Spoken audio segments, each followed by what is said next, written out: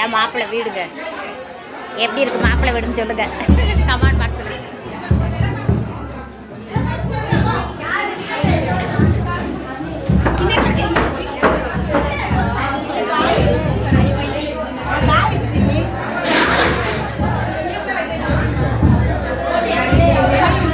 கல்யாணத்தை முடிச்சுட்டு நம்மளுக்கு என்ன வேலை? நம்மளுக்கு சாப்பாடு தான் ரொம்ப முக்கியம். சாப்பாட்டை போய் உட்காந்தா நல்ல ஒரு மட்டன் பிரியாணி. மட்டன் பிரியாணியில் நல்ல பெரிய பெரிய பீஸாக கிடந்துச்சு. அதில் பார்த்துக்குங்க ஈரல், எனக்கு மட்டன் ஈரல் தான் ரொம்ப பிடிக்கும். அது பார்த்துங்க தனியாக துண்டாக கிடந்துச்சு. ஏன்னா மற்ற ஈரல்லாம் முசு முசுன்னு இருக்கும், மட்டன் ஈரல் மட்டும் பார்த்துங்க கிண்ணுன்னு இருக்கும். அதனால் ரொம்ப பிடிக்கும். பந்தியில் உட்காந்து ஒரு கட்டு கட்டியாச்சு. அப்படியே பாருங்கள், எங்கள் சொந்த பந்தம்லாம் சாப்பிட்டுக்கிட்டு இருக்கா. பிரியாணி நல்லா டேஸ்ட்டாக இருந்துச்சு.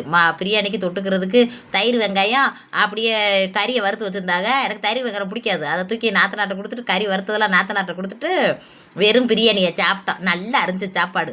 என்ன கல்யாணம்னு போனோம்னா இப்படித்தான் வகை வகையாக சாப்பிட்றதே ரொம்ப முக்கியமான விஷயம். அதனால எது எப்படி இருக்கோ நம்ம பந்தியில் முதல்ல உக்காந்தாச்சு.